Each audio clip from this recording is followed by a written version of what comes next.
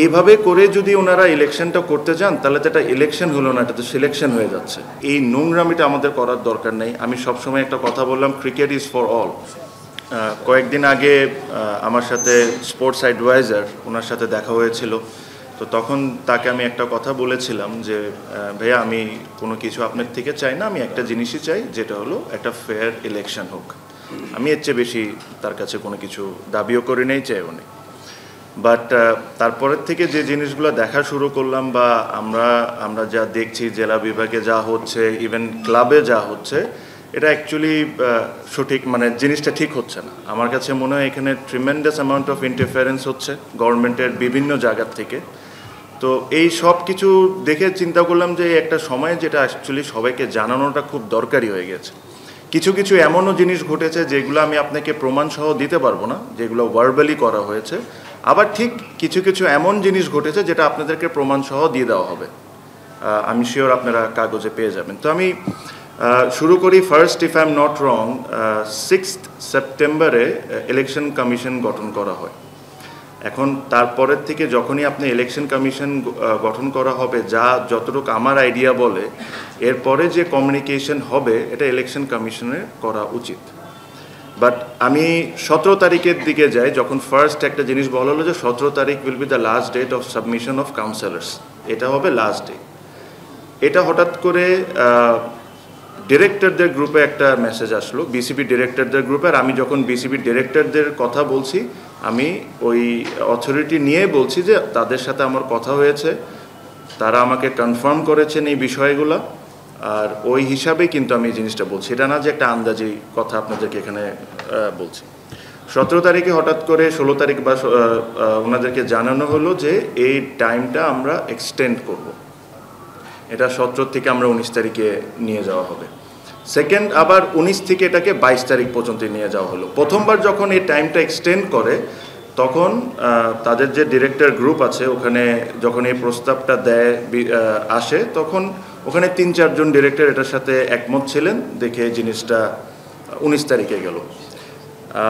Second time যখন এটা extend করা হয়, তখন কিন্তু একটা মানুষ ছাড়া, বিসিবি প্রেসিডেন্ট ছাড়া আর কেউ হ্যাঁ বা না কোনো কিছুই বলা হয়নি। ইনি নিজ ইচ্ছায় জিনিসটা এক্সটেন্ড করে দিলেন। ভাই, আমি কথাটা বলিনি প্লিজ। সেকেন্ডলি, এই জিনিসটা কী কারণে করা হচ্ছে, এই জিনিসটা অ্যাকচুয়ালি জানাটা হলো খুব important.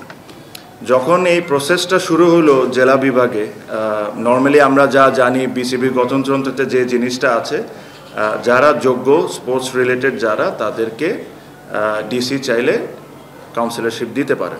This has been the case for number of years, number of elections. But এবার সাডেনলি একটা জিনিস নতুন লক্ষ্য করলাম যে অ্যাডক কমিটি একটা করা হলো। অ্যাডক কমিটি থেকেই দিতে হবে, এই কথাটা কিন্তু কোনো জায়গায় আমাদের কনস্টিটিউশনে কোনো জায়গায় উল্লেখ করা নেই।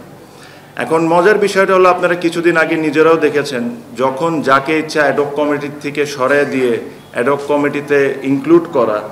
তো এইভাবে করে যদি ওনারা ইলেকশনটা করতে যান তাহলে তো এটা ইলেকশন হলো না, এটা তো সিলেকশন হয়ে যাচ্ছে। It should be open for everyone. তো প্রথমে যে কাউন্সিলরগুলা বিসিবিতে জমা হয়েছিল, যেগুলো কাউন্সিলর ডিসি সাইন করে, অনেকের সাইন্ড কপি, রিসিভড কপি আমাদের কাছে আছে। যখন এই কাউন্সিলরগুলো যখন বিসিবিতে জমা হয়, তখন আমি শিওর তাদেরও একটা ক্যালকুলেশন আছে, তাদের লোক কারা আর তাদের লোক কারা না। তখনই এই টাইম এক্সটেনশনের বিষয়টা ভেরি ক্লিয়ারলি এভিডেন্ট হয়ে গেল যে না, আমরা হচ্ছে না, আমাদের অন্যভাবে করে এদেরকে প্রেশার দিতে হবে, এভাবে করে আমরা পারছি না। আমার প্রশ্নটা হলো যে এই গভর্নমেন্টের পক্ষপাতী হওয়ার দরকারটা কি? এখানে আমি আসি, আরেকজন আসুক বা আরেকজন আসুক, সবাই তো ওনাদেরই লোক। এখানে যেই আসুক তাদেরকে ওপেন আর্মে ওয়েলকাম করা উচিত। ওনাদের কেন পক্ষ থাকবে? স্পোর্টস অ্যাডভাইজারের বা কেন পক্ষ থাকবে? এটা ভেরি এভিডেন্ট। আমাদের বিসিবি প্রেসিডেন্টই বলেছেন, যদি স্পোর্টস অ্যাডভাইজার চান তাহলেই উনি ইলেকশন করবেন। তো এই কথাটা তো আমার কথা না, এটা কথাটা ওনার কথা। আর সত্যি কথা বলতে, আমি এমন একটা কালচার তৈরিও করতে চাই না যে আমার অপোনেন্ট যে, তার ব্যাপারে আমার জোর করে খারাপ কথা বলা, জাস্ট বিকজ আমি ইলেকশন করতেছি। আমি ওই ধরনের ছেলেও না, আমি ধরনের কথাও বলতে পছন্দ করি না। সেকেন্ড যে বিষয়টা হলো, যেটা আমার জন্য মানে আমি খুবই অবাক হয়েছি, আপনি স্পোর্টস অ্যাডভাইজার বলেন, ক্যাবিনেট সেক্রেটারির থেকে ওনার অফিস থেকে ডাইরেক্টলি চিঠি যাওয়া, আমি শিওর আমার যে অনেক বয়স্ক মানুষজন আপনারা এখানে আছেন, অনেক ইলেকশন দেখেছেন, এরকম ঘটনা কি কোনোদিন ঘটতে শুনেছেন যে ক্যাবিনেট সেক্রেটারির অফিস থেকে চিঠি যাওয়া, তাদেরকে নির্দেশনা দেওয়া যে এভাবে এভাবে করে করতে হবে? এই চিঠিটা কি গিয়েছে এটা আপনাদেরকে দিয়ে দেওয়া হবে। এই চিঠিটা আমার কাছে মনে হয় যদি না পেয়ে থাকেন আপনারা পেয়ে যাবেন। এনএসসির সেক্রেটারির থেকে বিভিন্ন টাইমে চিঠি যাওয়া, বিভিন্ন জিনিসকে ইন্টারফেয়ার করা, এই জিনিসগুলো বিসিবিতে কি কারণ হবে? ক্রিকেট, এই বাংলাদেশ ক্রিকেট বোর্ডকে ওন করে 18 কোটি মানুষ।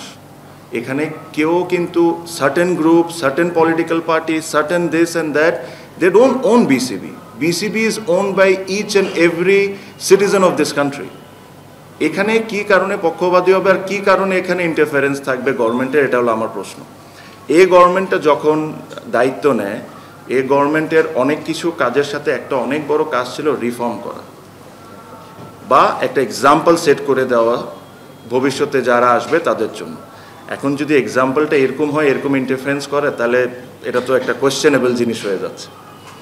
সো ঠিক এভাবে করে আমি আরেকটা জিনিস আপনাদেরকে উল্লেখ করতে চাই, যেটা হলো বুলবুল ভাই রিসেন্টলি আমার মনে হয় একটা ডেইলিতে ইন্টারভিউতে একটা জিনিস বলেছেন যে উনি ইলেকশন কেমনে হয় ওনার কোনো আইডিয়াই নাই, উনি কোনো কিছুই জানেন না ইলেকশন কেমনে হয়, হি হ্যাজ জিরো আইডিয়া। তো যদি উনি কোনো কিছু না জেনে থাকেন, আপনারা রিসেন্টলি একটা চিঠি পেয়েছেন না যেখানে উনি নিজে সাইন করে পাঠায় বলছেন যে আগের যে কাউন্সিলরগুলো ছিল তাদেরকে বাদ দেওয়া হোক, অনলি অ্যাডপ কমিটির থেকে অ্যাপ্রুভ করা হোক, নতুন করে আমরা ফর্ম পাঠাচ্ছি। যে চিঠিতে উনি সাইন করেছেন, আগের সব চিঠিতে কিন্তু সিওর সাইন করা। কনস্টিটিউশন হিসাবে যতটুকু আমি জানি, যদি ভুলে থাকে প্লিজ আমাকে জানাবেন, কনস্টিটিউশন হিসাবে উনি ইলেকশন কমিশন গঠন হওয়ার পর থেকে উনি কোনো ধরনের কোনো চিঠিতে সাইন করতে পারবেন না। ইন হোয়াট ক্যাপাসিটি এই চিঠিতে তিনি সাইন করে বিভিন্ন ডিসিদেরকে পাঠানো হয়েছে? উনি তো ক্লেম করেন উনি ইলেকশনের ব্যাপারে কিছুই জানেন না। তাহলে এত বড় একটা চিঠি এত কিছু উল্লেখ করে যদি পাঠায় থাকেন, তাহলে নিশ্চয়ই উনি ইলেকশনের ব্যাপারে অনেক কিছুই জানেন। সো আমার কাছে মনে হয় যে এই নোংরামিটা আমাদের করার দরকার নেই। আমি সবসময় একটা কথা বললাম, cricket is for all, cricket is not for any individual, it is not belongs to a particular political party, it belongs to Bangladesh. Election হবে ফেয়ার ইলেকশন হবে, এখানে কোনো ধরনের কোনো পক্ষপাতী থাকবে না, কোনো ধরনের কোনো গভর্নমেন্টের ইন্টারফারেন্স থাকবে না, এটাই আমরা আশা করি। আর এর চেয়ে বেশি আমার আর কোনো কিছু বলার নেই। আমার কাছে মনে হয় যে আমি আমার পয়েন্টগুলো খুব স্পেসিফিকলি আপনাদেরকে জানাতে পারছি। আর আমি এটা আশা করব যে 21 তারিখ কালকে লাস্ট ডেট, যাদেরকে অলরেডি আগে যে 17 তারিখের ডেটে হিসাবে যাদেরকে কাউন্সিলর হিসাবে ঘোষণা করা হয়েছিল, এটা ওইভাবেই করেই থাকবে, এটা আবার নতুন করে কোনো কিছু চেঞ্জ করা হবে না। সো আমি এটাই আশা করি আপনারা আমার কথাটা ভেরি ক্লিয়ার হয়েছেন। হ্যাঁ, সো আমার মনে হয় যে আর বাকি যে ডিটেলসগুলো আছে রেদওয়ান ভাই খুব সুন্দরভাবে ক্লিয়ার করেছেন, আপনাদের হাতেও দেওয়া হয়েছে। আর এর চেয়ে বেশি আর আসলে আমার কোনো কিছু বলা নেই। I just want a fair election হওয়ার পর সে যেই হোক আসুক, আমি আসি বা অন্য যে কোনো কেউ আসুক, তাকে আমাদের সবার ওয়েলকাম করা উচিত। Thank you so much.